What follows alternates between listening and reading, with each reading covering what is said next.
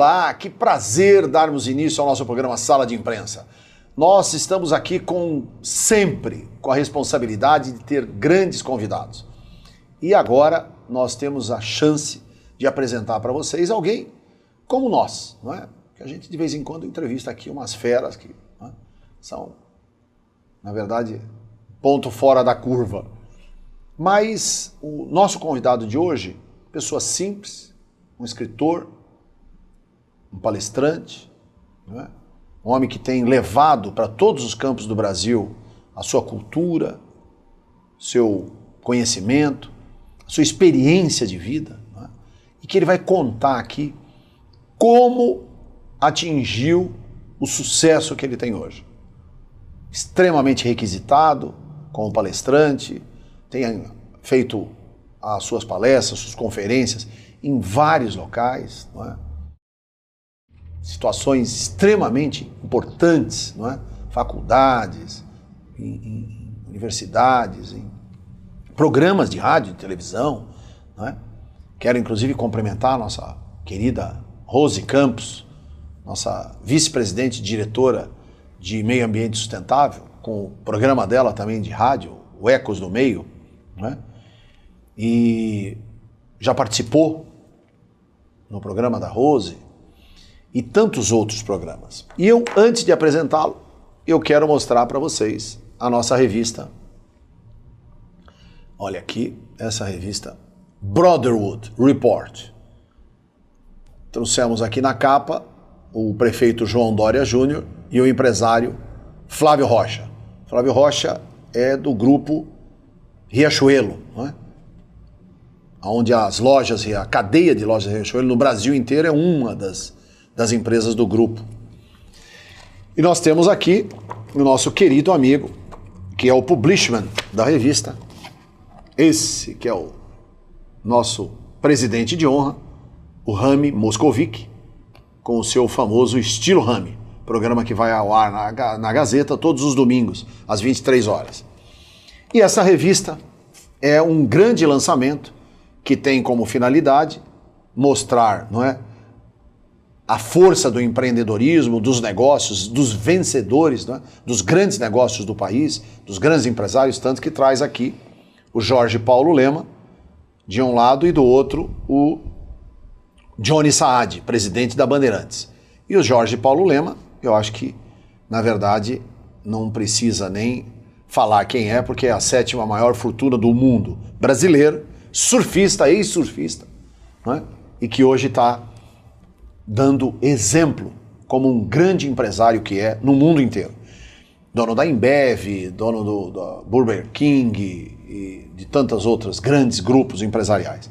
E eu vou passar as suas mãos. Aliás, vou passar as mãos daquele que vai aqui nos dar uma entrevista, que é o meu querido amigo Ricardo Ourives, Ricardo Santana Ourives, nosso Rico Ourives. Como é que você está, meu irmão? Tudo bem? Muito obrigado, Sérgio. Satisfação estar com você. Uma honra aqui estar querido. Contigo. Muito obrigado pelo convite. Estou envaidecido e muito animado para falar sobre educação, sobre as coisas que eu tenho plantado aí pelas cidades do interior de Pernambuco, no Nordeste, dos livros. Este ano foram 5 livros publicados. Que é um lindo. Feito quase que impossível na nossa cultura, né? É verdade. No meio do Brasil. Autopublicação, né? Publicações independentes que tem um custo muito alto e que me traz, além da satisfação pessoal, me traz a satisfação de ver os frutos daquilo que eu tenho plantado. Entendi. Migrei desta vez, né? De publicação para publicação infantil. Já vinha publicando livros sistematicamente, de ano em ano, para autoajuda, para livros ligados à motivação, à qualidade de vida, sonhos, expectativas, negócios. Que bom! Inclusive um livro chamado Show Cliente, onde eu falo sobre atendimento a cliente, ministro muitas palestras acerca desse tipo de trabalho. E também, este ano, eu quis publicar para crianças, livros paradidáticos. Porque quando eu estava dentro de uma universidade, ensinando numa faculdade, eu percebi que eu influenciava muito pouco na vida daquelas pessoas que já chegavam até a mim. E havia transformações, haviam transmissão de conceitos, mas eu percebi que o foco de mudança seriam as crianças. E em cima desse objetivo, desse sonho de transformação, que é o meu objetivo de vida, é a transformação do meio onde eu vivo, do planeta onde eu estou inserido. Então comecei a pensar nos livros que eu tinha escrito em 2013, em 2014, em 2015, que estavam lá dentro do meu pendrive, estava no computador, e até que eu publiquei o meu primeiro livro, que é o Capitão, Capitão legal. Latinha. Muito legal. Que é E como é que chama o Capitão? Capitão Latinha. O Capitão Latinha. E os sei. Garrafinhas. E os Garrafinhas. Falando sobre questão de sustentabilidade. Sustentabilidade, meio ambiente. Meio ambiente, eu li. Muito legal. A ideia com as crianças, eles se apaixonam por esse personagem que é tão carismático. É uma latinha que quer buscar ter um fim digno de uma lata, que é a reciclagem. Que legal. E além do contexto, do meio ambiente... Essa vamos chamar essa cartilha, né? Cartilha, um livro paradidático. Um paradidático. Porque é assim, né? A minha época, cartilha Caminhos Suaves, né? Era exatamente assim. Esse aqui formato. tinha, você abria, aí tinha o A, não é? De abelha. Exatamente. Né? B de bola, C de casa, D de dado, e tinha um dado. Ia seguindo, né? Ia seguindo. E hoje você faz de forma exemplar, inclusive com papel, não é, reciclado, enfim, um trabalho... Então, a preocupação, Sérgio, do livro, primeiro eu fui ouvir pelo menos 300 crianças. Certo. Qual que era o tamanho do livro que deveria ser para elas? Você ouviu 300 crianças. Ia nas escolas, sentava que com elas fantástico. E falava assim, o que você não gosta do livro paradidático? E a maioria respondia, quando é muito grande, que não cabe na minha mochila. Ou quando ele é muito grosso, ou quando a letra é muito pequena, ou quando ele é muito pequenininho, ele dobra a massa. Então, em cima disso, eu fui fazendo... Foi trabalhando. Colhendo informações para que colocasse dentro do mercado um produto que estivesse de acordo com a necessidade deles. Porque os professores, quando eles vão analisar, eles olham o conteúdo, mas pouco se percebia o tamanho da letra, por exemplo. Acho que não sei se dá para... Lógico. Para focalizar. Dá. Então você se dá uma olhada, ele é o tamanho... Impressa aqui que eu acho mostro. que fica melhor, né? Olha. As fontes são... Olha que bela fonte, ó. A criança... Tá dando pra ler aí certinho, ó. Ó, as fontes todas, não é? E outra com, ó. Olha aqui, maravilha. Ó. Dá pra ler, inclusive, aí na televisão. Ó. Olha que lindo. Verdade. Editora Piquenique. Editora Piquenique. Essa é a sua editora? É o meu selo editorial, que a gente está fundando agora. Inclusive, já com o projeto da loja virtual, né, o e-commerce desses livros. Mas o segundo... É uma sequência. Na verdade, são livros... quando eu quis montar essa editora, trabalhar com criança, eu não queria trazer apenas a poesia, a rima. Ou... Quando você estava pensando em montar a editora, é isso? Exatamente. Tá. Sérgio, quando eu pensei em montar a editora, eu estava preocupado na transmissão, na inserção de valores para essas crianças. Certo. Porque só a brincadeira em si, ela é muito bacana, ela entretém, mas eu gostaria que ele, além da paixão, a preocupação com letra, tamanho do formato do livro, ele se apaixonasse pela literatura. Entendi. Porque quem lê recebe informação, quem recebe informação tem conhecimento, quem tem conhecimento reflete, quem reflete pensa e quem pensa contesta. Né? Olha a vida de uma forma diferente.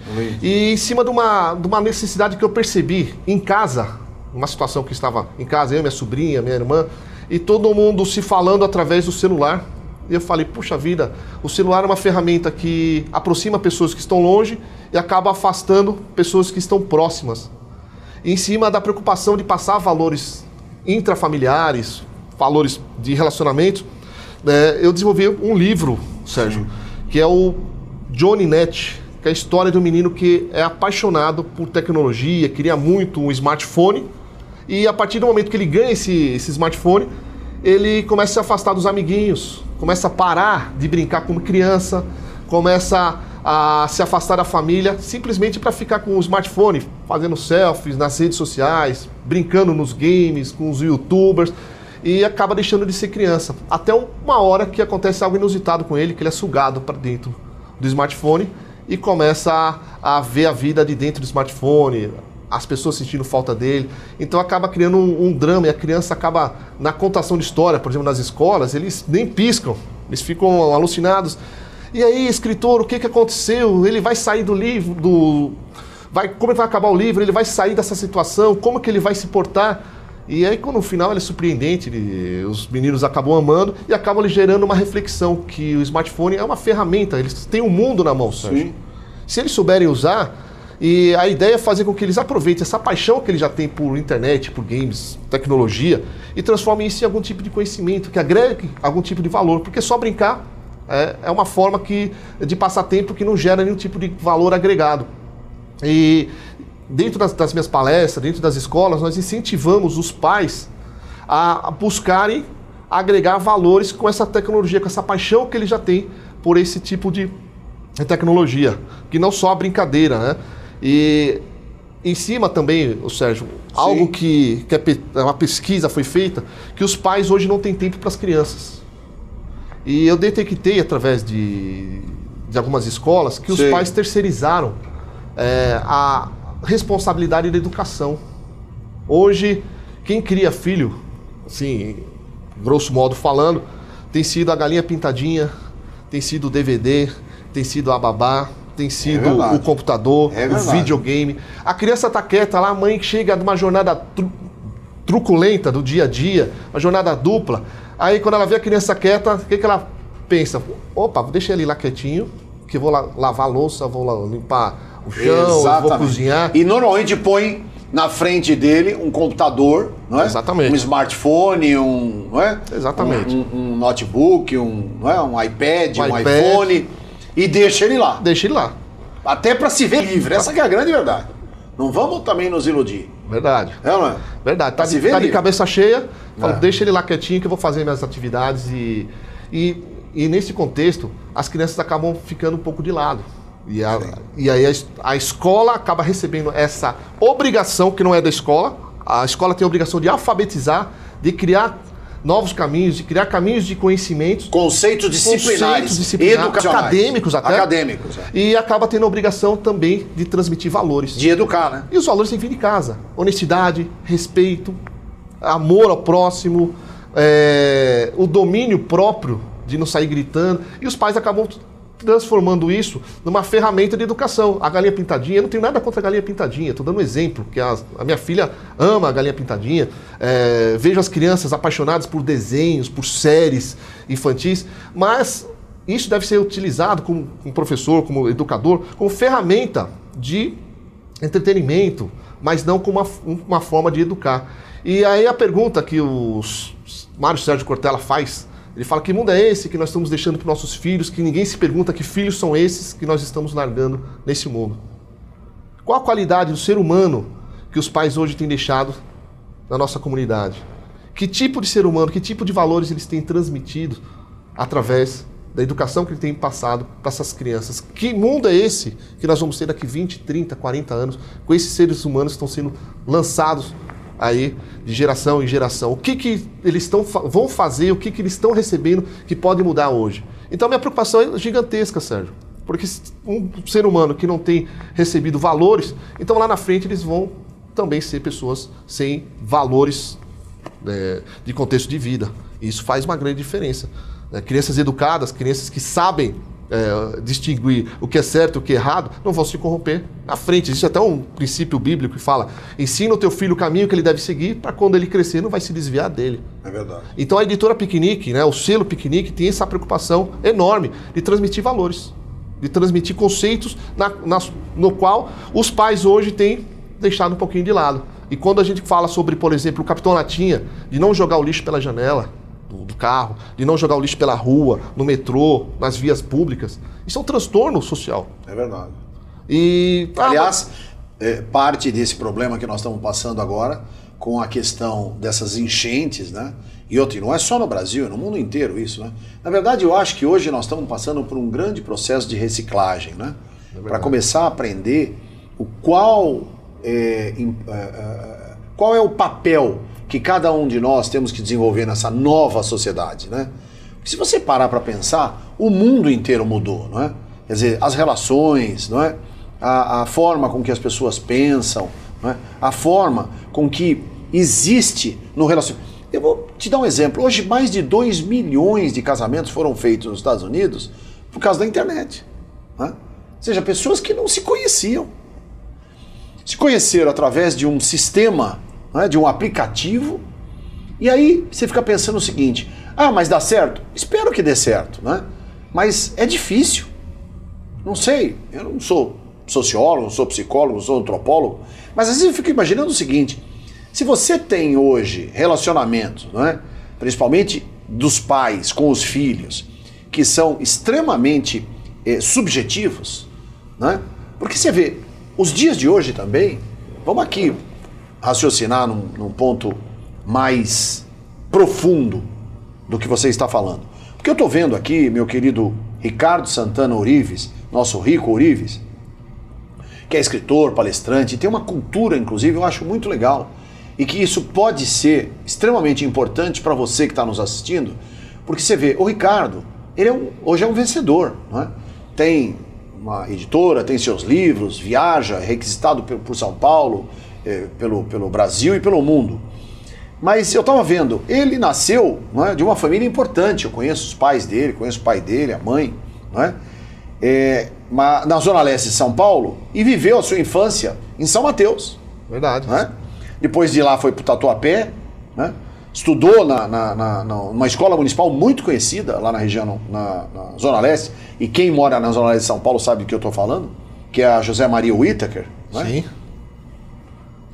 Depois de lá, como saiu, foi para o Tatuapé, aí estudou no Colégio Objetivo e se formou em Direito pela Universidade de Guarulhos, onde eu, inclusive, fui consultor, não é? Do chanceler e do presidente lá, meu querido amigo. Hoje mudou até a direção. Agora ele vendeu, né? Agora ele vendeu, É um grupo lá de Pernambuco. Isso, que comprou, né? Que comprou a universidade, né? E lá a gente tem uma cultura, não é, toda voltada pro sistema da Zona Leste de São Paulo. E depois você se formou em Direito, fez curso de pós-graduação, é advogado. Sou advogado. Portanto, você é advogado. Inclusive... Prazer, meu ilustre colega. Muito bom, prazer. E fez curso de Direito Civil e Direito de Processo Civil. Sim. Estou vendo aqui na Universidade Gama Filho. Então, o que acontece? E trabalhou em grandes empresas. Na Arisco, não é? Na Xerox do Brasil, no Senac. No Senac, não é? Um dos maiores grupos, não é? de beneficiamento do sistema de educação profissional, né? A educação profissional do país, né? Aí, você mudou para Alagoas. Exatamente. Né? E você está morando em Alagoas? Hoje eu moro em Recife. Mora em Recife. Minha paixão, Grande a Veneza nordestina. É verdade. Na verdade, Sérgio, o lugar onde a gente nasce, a gente não escolhe. É verdade. Mas o lugar onde a gente quer viver, isso é possível escolher. Eu vim de um processo de depressão em 2006. Por quê, depressão? Juntou... Você pode contar? Posso contar. Juntou uma série de fatores. Em poucos dias, acabou um casamento, perdi carro, emprego, trabalho. Acabou o casamento? Acabou. Você tinha um casamento de quantos anos? 6 anos. Tá. E teve filhos? Não tive filhos. Ai, graças a Deus. E, assim... Porque o filho sempre sofre, sempre, né? acaba sendo a parte mais frágil da relação. Da relação e do rompimento. E do rompimento do casamento. E juntou... Já é um trauma para quem se separa, pro marido e pra mulher. Pro esposo e pra esposa. Imagine pro filho. Pro filho, então, é uma coisa insuportável, né? É verdade. E nesse contexto, Sérgio, eu me senti extremamente frustrado. Abandonado. Porque eu era líder de uma igreja.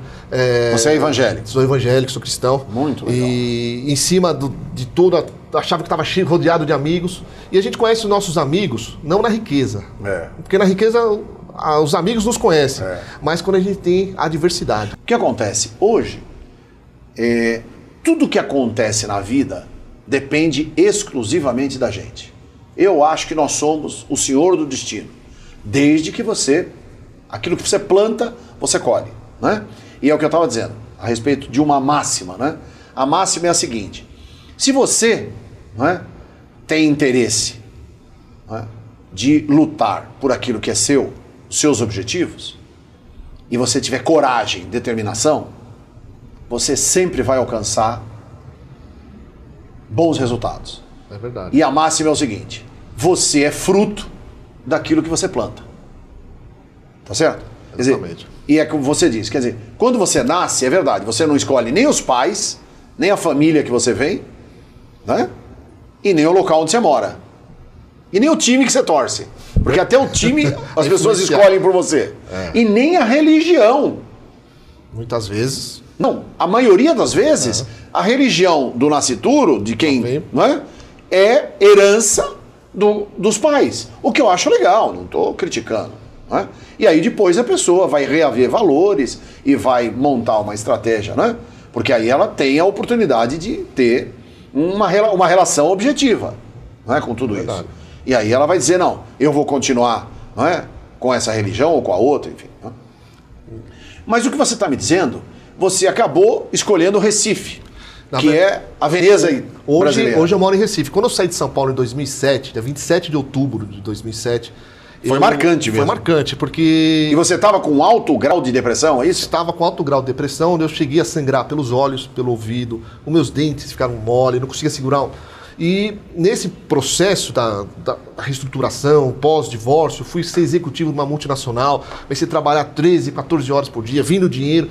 E eu percebi que dinheiro não é o foco da felicidade. E eu estava correndo atrás de uma riqueza que não me trazia felicidade. Que o dinheiro é uma ferramenta que gera conforto, segurança, mas não que me trouxe felicidade propriamente. E eu falei para minha família, vou para Maceió, que é um lugar que eu tinha conhecido, tinha me apaixonado como turista. Sim. E peguei a mochila, coloquei nas costas. Nesse dia fui bater no aeroporto Zumbi dos Palmares, 15 horas e 5 minutos, quando abriu aquele forno da temperatura do aeroporto para fora. É um forno, um ar-condicionado do lado de fora, né? Aquele vento quente. Eu falei, meu Deus do céu, o que eu vou fazer agora? Mas eu percebi que nada era tão meu quanto os meus sonhos. Nada era tão obrigação minha quanto a minha felicidade. Eu falei, aqui eu vou mudar. Aí meu pai falou, você vai ficar um mês lá, vai surfar. Eu já tinha uma namoradinha, já... por isso que você foi pra lá? Não, aqui, né? Larguei tudo, apaixonado pela menina. Aí meu pai falou pra minha ex-namorada, falou, ele vai ficar um mês, 15 dias, vai acabar o dinheiro dele, ele vai voltar. Isso, ele surtou. E, na verdade, eu estava querendo mudar o jogo, a minha história. E a vida da gente, a gente escreve a cada dia. Cada dia é uma página da nossa história. E aí você pode ser o autor principal da tua história. O autor da vida, o consumador, é Deus. Mas você pode escrever cada dia algo da tua história. E tem pessoas que escolhem serem vítimas. Eu podia escolher ser vítima, Sérgio. Ficar reclamando, depressivo, sangrando, com aquela tremedeira toda que eu vivia, 40 graus, 41 graus de febre, infeliz a beça. Ou então escolher ser o personagem feliz. Porque alguns são o próprio bandido, são o próprio vilão da sua história. E nesse momento eu falei assim, eu preciso mudar a minha vida, eu preciso fazer algo diferente, eu preciso trazer algo que agregue valor à minha vida. E fui tentar a vida. Sem nada, sem amigos, sem família, sem dinheiro, sem absolutamente nada. Eu fui na esperança de uma Bienal do livro que fosse me dar uma projeção, porque ali eu já era escritor. Meu primeiro livro foi um livro jurídico, o Exame da OAB Sem Estresse, que fui referência no Exame da OAB, de como passar no Exame da OAB sem cursinhos, sem os flamigerados traumas. E eu tinha um feedback muito bom, falei, esse é o caminho que eu vou fazer. Chegou lá, abriram minha mala, levaram metade dos meus livros, foi dinheiro junto, foi um processo muito doloroso. Quando você foi fazer a OAB? Quando eu estava lá em Maceió. Para fazer Para fazer a OAB, Sérgio, só um off aqui, eu falei para os amigos, eu falei, o jeito que eu estou estudando, o formato, a metodologia que eu estou utilizando, eu vou anotar e vou fazer um livro, que isso aqui é um trauma. Porque você estuda 5 anos e não pode exercer a tua profissão, para mim naquele momento era um tormento. Eu falei, eu vou me livrar logo disso. E aí eu comecei a utilizar uma metodologia que passei de primeira. E qual é a metodologia? Mapear conhecimento. Primeira coisa, eu tenho que saber onde eu sou bom, onde eu não tenho tanta habilidade. Conhecimento. E eu comecei quando eu pegava o metrô, eu lia os textos, resumos e aquilo que indicava, eu não tinha o dinheiro para fazer o cursinho, mas eu estudava, gravava no gravadorzinho e ia estudando no metrô, ouvindo. puxa vida, isso aqui é legal. E eu comecei a fazer provas constantes, simulados constantes. Falei, olha, isso aqui eu estou indo bem.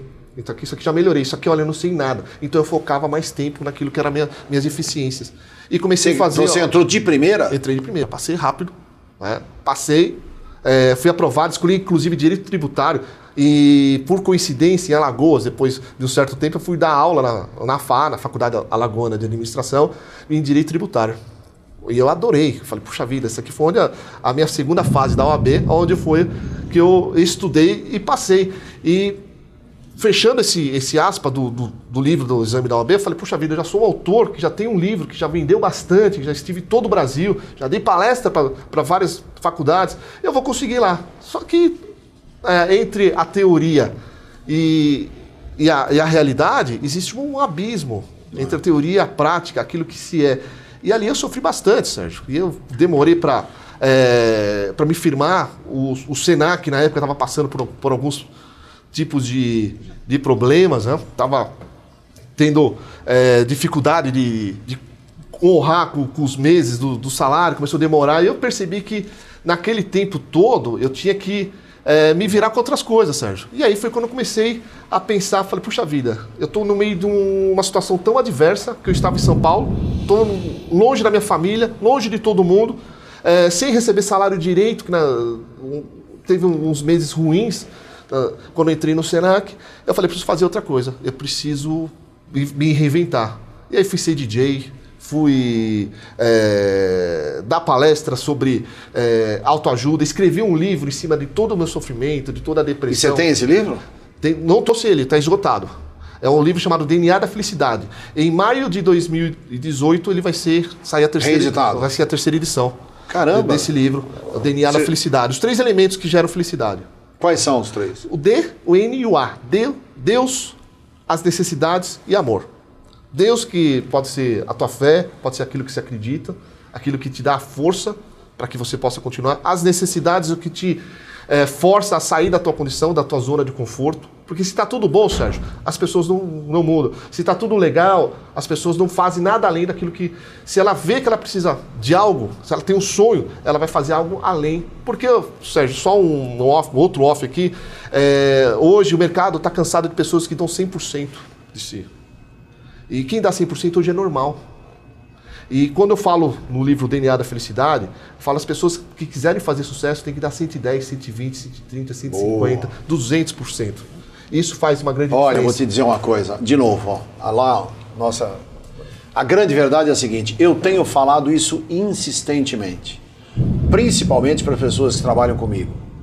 Eu não sei, às vezes, eu sinto a necessidade de que o 100%, isso todo mundo faz. Pouco. Você precisa dar 120, 150.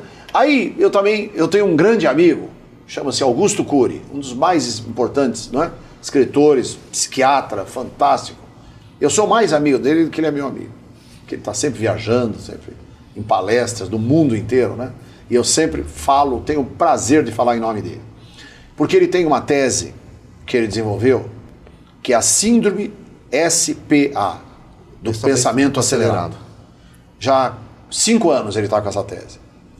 Uma tese científica, provando, não é, que esse aceleramento que existe, não é, em razão daquilo que você se propõe a fazer e do mundo de informações que tem na sua frente, você vê, um dos detalhes que o imperador de Roma, não é, no Império Romano, tudo que ele tinha de conhecimento e de informação à época, hoje uma criança de 9 anos tem. É verdade. É uma coisa, não é? Se você parar para pensar, ele fala de coisas que são outra coisa que é importante. Você veja, antigamente não, 10 anos atrás, não é muito antigamente, 10 anos alcança aí, não é? Dos 7,8 bilhões de habitantes no mundo, você pega quase que 80%, não é? Porque as crianças que têm menos de 10 anos, o resto tem mais. Então, veja, 80% da população sabe do que eu estou falando. Há 10 anos atrás, o que é que mais tinha nas esquinas de todas as cidades, de todas as ruas e tal? O que era a maior incidência? bar e restaurantezinho. Boteco, bar, padaria, muita padaria. Não era nas esquinas? É verdade. E hoje o que é? Lembra? Farmácia. Pode ver. É verdade. Verifique. Verifique a senhora que está nos assistindo, o senhor, o acadêmico, o nosso telespectador. Então, esse é o sintoma da síndrome do pensamento acelerado do professor Augusto Cury, psiquiatra, famosíssimo, mais de 60 milhões de livros vendidos só no Brasil. E ele desenvolve essa tese. E é exatamente, vem ao encontro que você está falando. Porque hoje a gente não adianta só dar 100%. Você tem que dar 110, 120, 150. E o próprio Ayrton Senna, nosso querido Ayrton Senna, não é? Extrapolando limites. Extrapolando limites. Ele dizia isso. Não é? Por isso que às vezes eu lamento, lógico, o mundo lamenta, todos nós lamentamos, o 1º de maio, quando ele faleceu, não é? Aquele acidente em Imola, não é? Na Itália. Tamborello, né? Tamborello, na curva, né? Tamborello. Então, e uma coisa que deixou o mundo, até nós brasileiros, nos surpreendemos com o clamor mundial. O Japão parou. Não é? A Europa fizeram 3 dias, vários países da Europa fizeram 3 dias de cerimônia, né? De culto à morte dele, não é? Rendendo homenagens. Né? E isso tudo sensibilizou o mundo. E ele dizia o seguinte: eu quero morrer em alta velocidade. Ele morreu a 350 km por hora. Tudo bem que foi um erro mecânico, ficou provado, enfim, aliás, até um processo que nunca terminou lá, né? E, enfim, tudo ficou ainda nebuloso. Mas foi uma peça que saiu do carro e tal, né? Que acabou atingindo o cérebro dele, né? Furou o capacete, enfim. No fundo, o que eu quero dizer, essa síndrome do pensamento acelerado é exatamente isso, quer dizer, você correr atrás, né? Desesperadamente das informações. Mas, por outro lado, em razão do mundo competitivo que nós vivemos, se você não tiver ligado, se você não tiver plugado, se você não tiver, não é, a atenção constante para que você possa, de alguma forma, suplantar a competitividade do mercado, você está fora do game, né? Você está. E algo...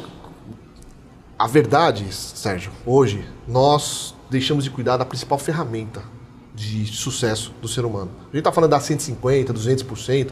Antes eu achava que era muito bonito falar que não tirava férias. Nunca tirei férias, achava maravilhoso isso. Tem nada achava a ver. que era coisa de vagabundo. Eu falava, isso aqui vai tirar férias o quê? Isso aqui tem resultado. E quando, nesse processo que eu falei da depressão, eu comecei a fazer exatamente síndrome do pensamento acelerado. Comecei a pensar 300 coisas ao mesmo tempo e esqueci da principal ferramenta de sucesso, que sou eu.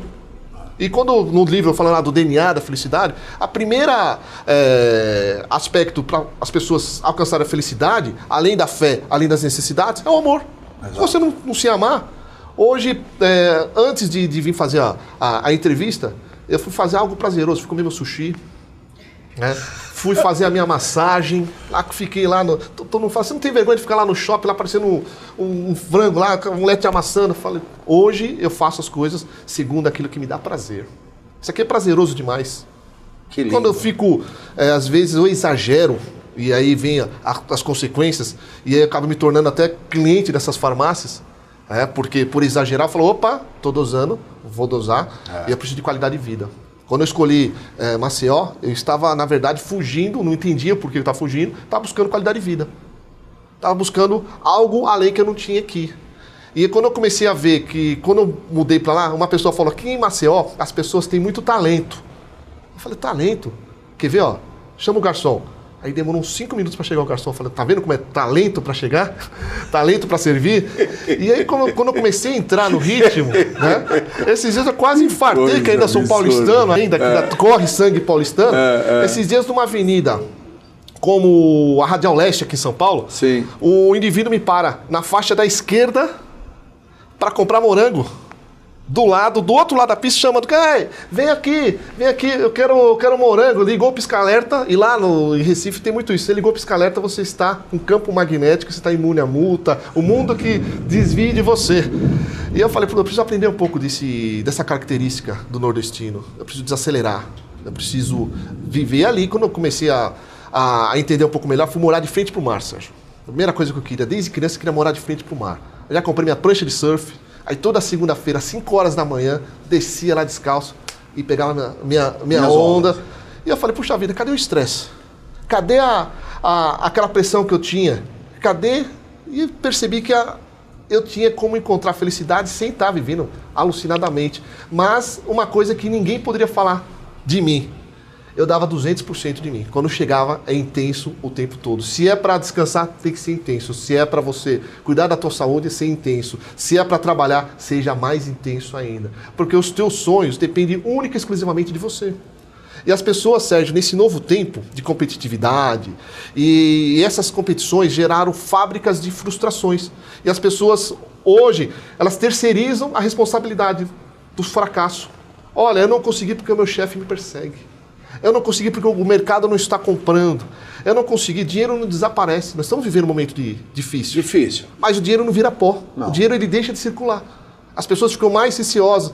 E as pessoas estão abismadas com como eu estou crescendo em tempo de crise. Em tempos difíceis. Graças você a é Deus. maluco, você vai estar montando, está vestindo até o que você não tem em livros. Ninguém lê no Brasil.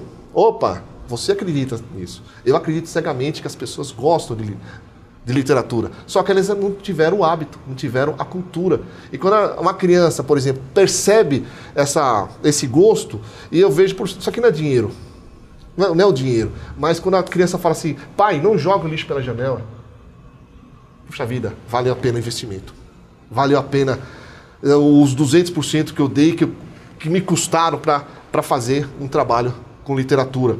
E lá em Maceió, Sérgio, eu comecei a dar palestras motivacionais, autoajuda, falar de pessoas. Porque eu desenvolvi uma tese que existe só 2 tipos de pessoas. As que vivem e as que sobrevivem. Não tem mais. 95% das pessoas sobrevivem. E 5% vivem. Eu fico brigando para não cair para o lado do sobrevive. Porque pessoas trabalham apenas para pagar conta, para pagar escola, para pagar aluguel, simplesmente para pagar. Eu vivo, hoje, quando eu trabalho, o meu trabalho ele é uma ferramenta de felicidade.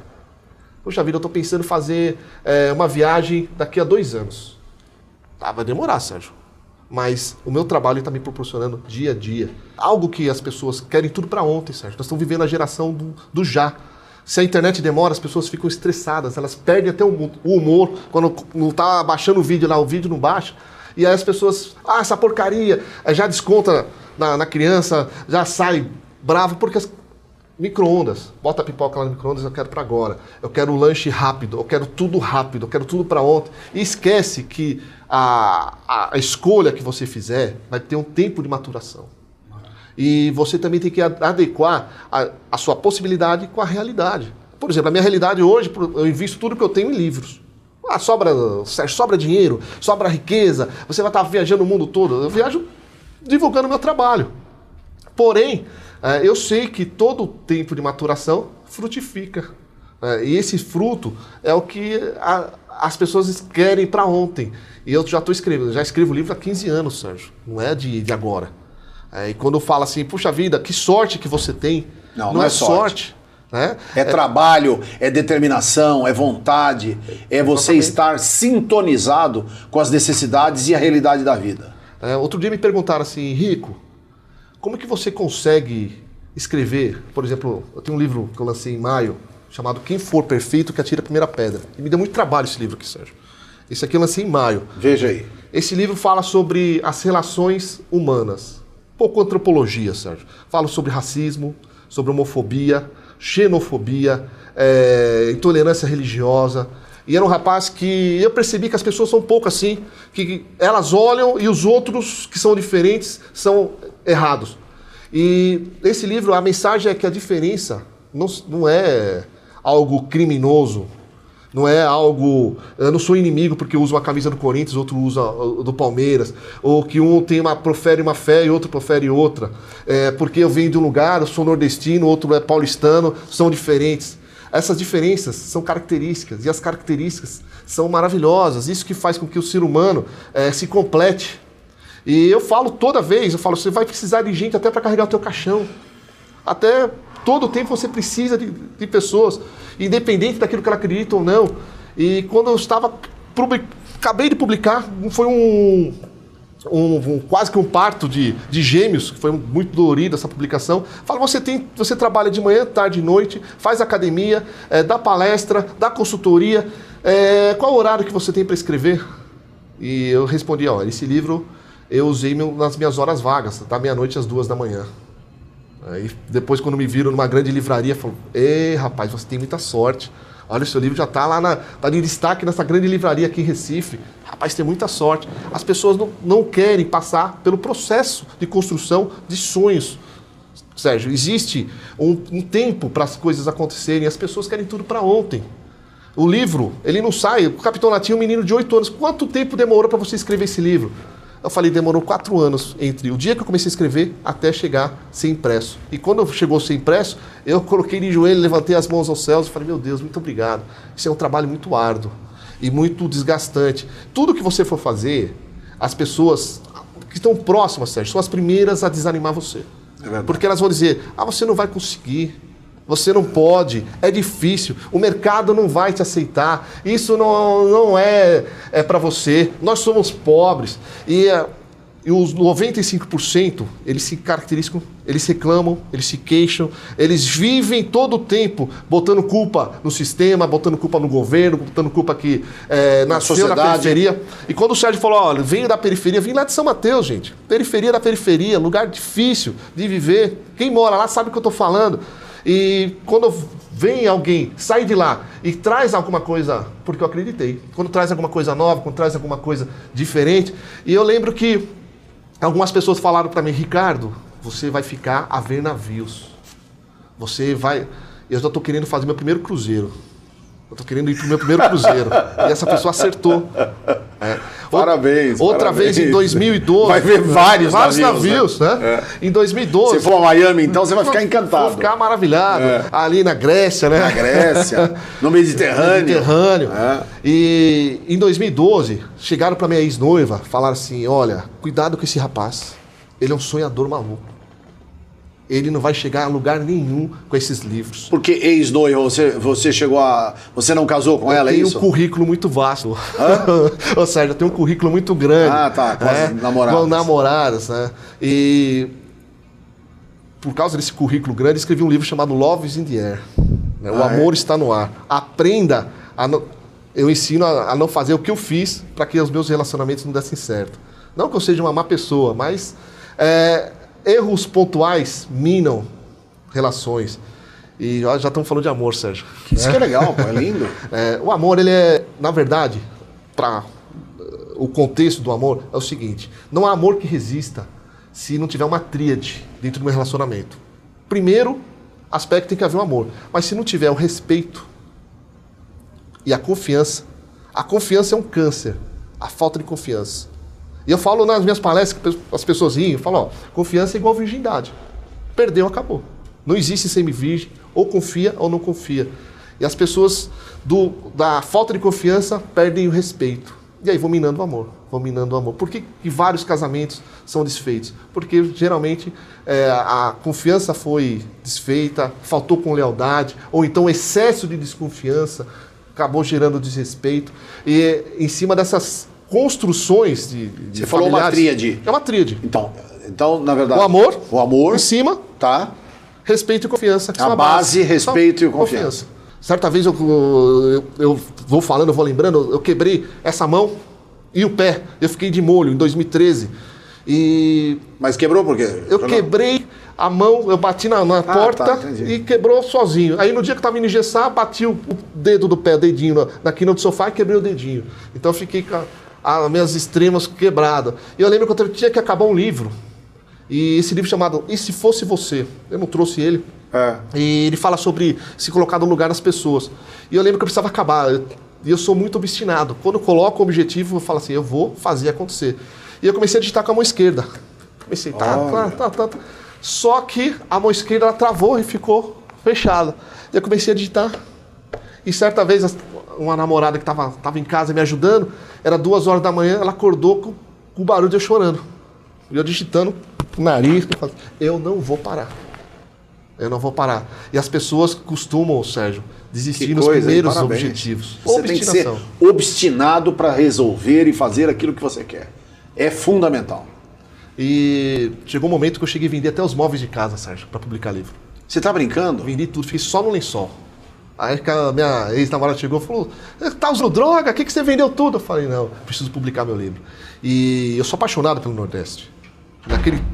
Passei por uma segunda depressão, em virtude de alguns fatores, eu tenho uma filha, não está próximo da minha filha, juntou algumas coisas. Quantos anos está sua filha hoje? Hoje tem 5 anos. E eu tenho pouco contato com ela. Né? E ela está morando com a mãe? Está lá com a mãe, em Maceió. Em Maceió. Tá. E eu sou louco para estar junto, sempre quis ser um filho. E aí eu não consegui ter e mais não ter. Isso me gerou uma tristeza tremenda. Eu achei que, Sérgio, que ser o autor do livro DNA da Felicidade, Viva la Vida, outros livros que eu já estava escrevendo no momento. Tô vendo que você tem outros livros. Outros títulos aí. Quais são? Vamos lá. Tem um aqui que é uma paixão. Isso aqui eu tive uma crítica muito boa. Não vale rir, Sérgio. Que é Enriqueça Trabalhando Menos. Enriqueça trabalhando menos. E se você acha que você vai enriquecer, ficar rico, trabalhando menos tempo, por exemplo, não é o conceito. Não. E aqui a ideia é que nós corremos atrás de riquezas mortas. Eu falo nas minhas palestras, por exemplo, que se você enterrar uma nota de R$100 e deixar lá daqui 1 ano, ela vai ser um papel molhado. Mas se você enterrar um feijãozinho, daqui 1 semana tem vida. Se você der um abraço em alguém, tem vida. Se você fizer um curso, por exemplo, você tem resultado. Se você parar de reclamar na tua vida e falar assim, eu vou mudar minha vida, eu vou fazer algo diferente, se você quer receber algo que você nunca recebeu, mas não faz algo que nunca fez. Então, o propósito do livro é você agregar outros tipos de riquezas. Esse você me deu? Eu acredito. Então, se eu não te dei, é seu. Enriqueça trabalhando menos? Enriqueça trabalhando menos. Não, me deu. Te dei, né? Lembro. Já lembrei por causa dessa foto. Do pezinho pra cima. Isso, o pezinho pra cima. Dele descansando. E as pessoas compram achando que vai ficar rico. E quando acaba o livro, eu recebo muitos e-mails, muito feedback, fala assim, Rico, eu achava que ter dinheiro é ser o bom da vida. Porque 95% das pessoas não vão poder ter dinheiro para jogar dinheiro pela janela, para andar viajando o mundo. Alguns vão poder fazer isso. Mas enquanto eu não faço, alguns falam lamentar. Assim, quando eu tiver, eu vou fazer. Não espere ter, não espere ser. Seja feliz agora. Seja feliz no já. E esse livro eu escrevi. E eu acho que a primeira coisa que você tem que ter para ser feliz, na verdade, pelo menos é a minha fórmula de felicidade. Primeiro é você ser feliz com aquilo que você tem, não é? Verdade. Aliás, até esse final de semana eu saí com meu filho me ensinou muito, né? Meu querido filho Patrick, que eu amo demais. Ele falou um negócio importantíssimo, ele falou assim, porque eu falei assim para ele, filho, você é gozado, você não é feliz com o que você tem.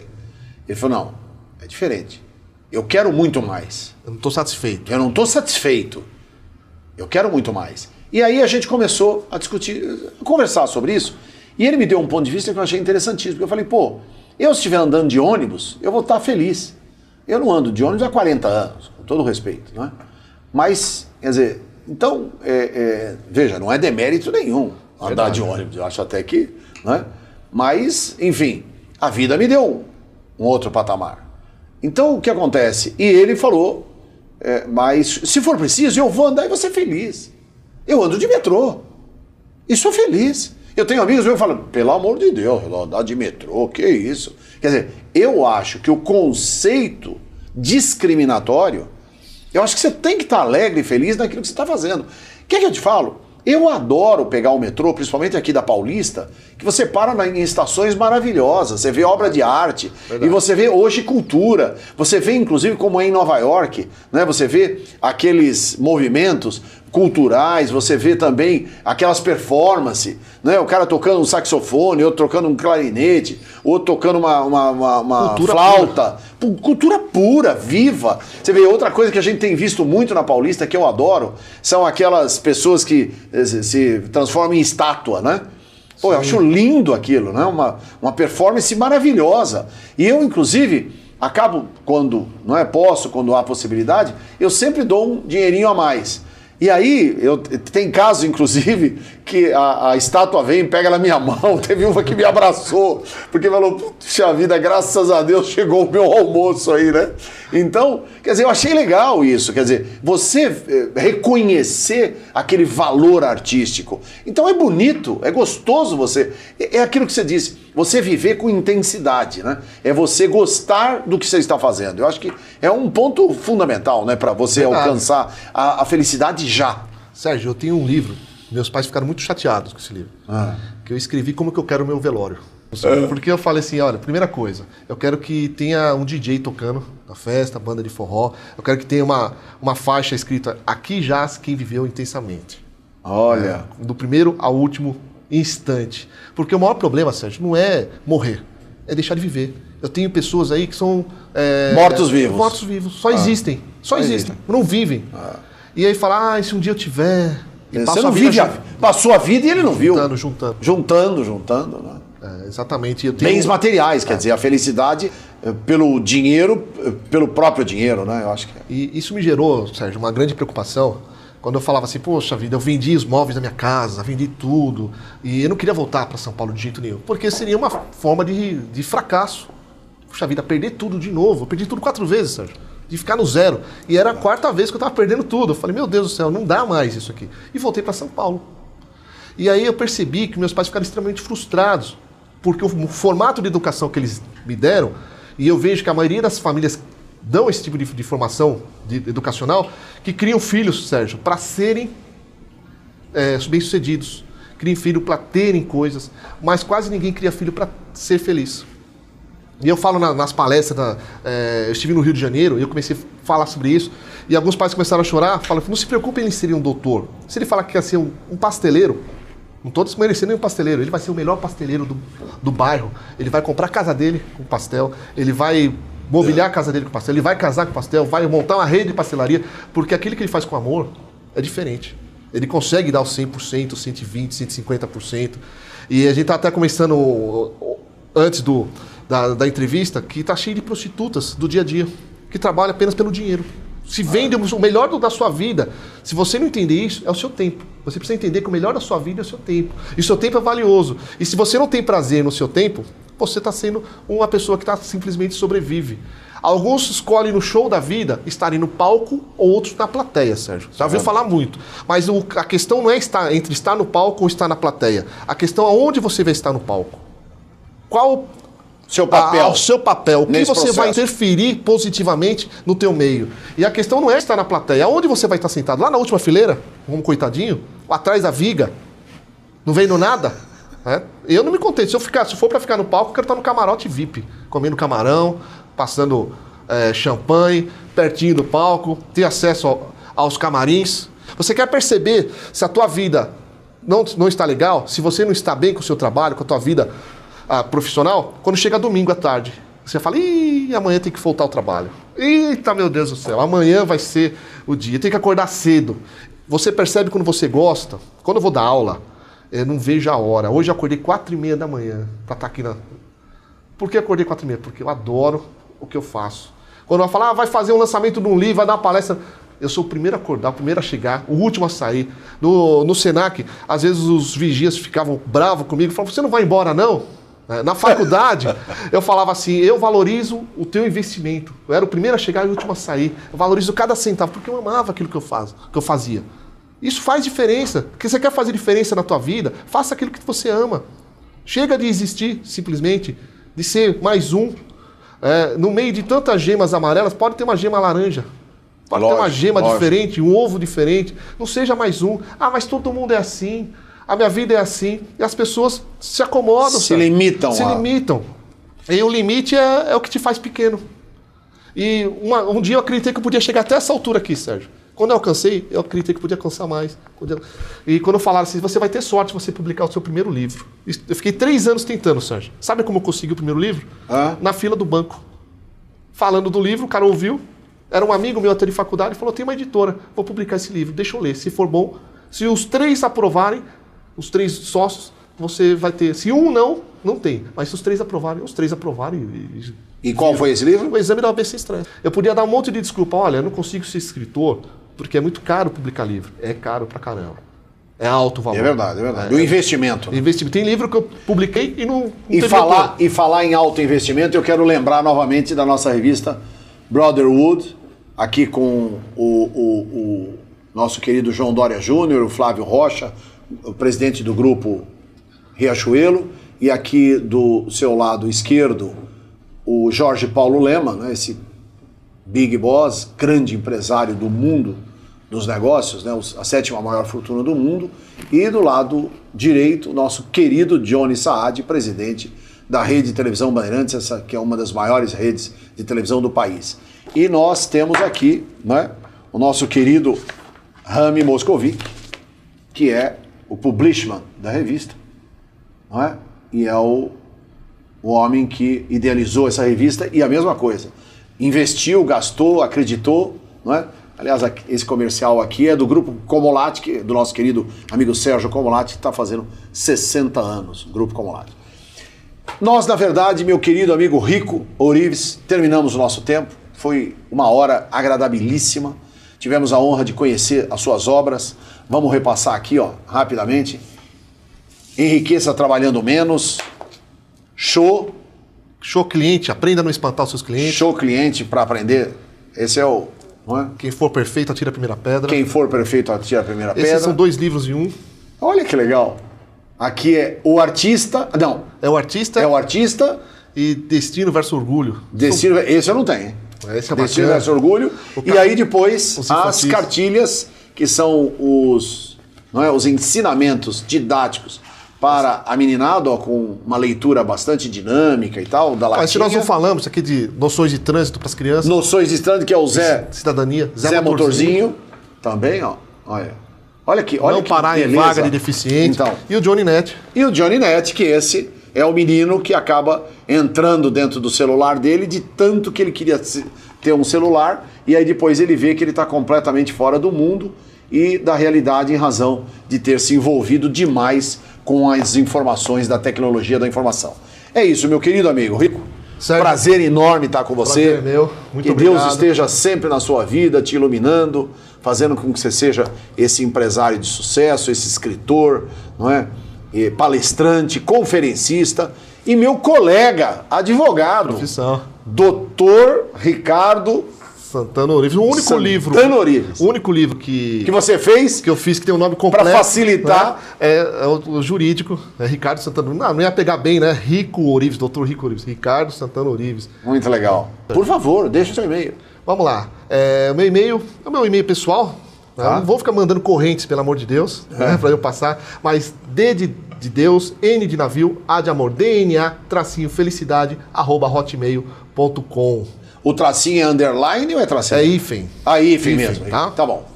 Então, está aí nosso Rico Ourives. Felicidades. Até o próximo Sala de Imprensa. Muito obrigado.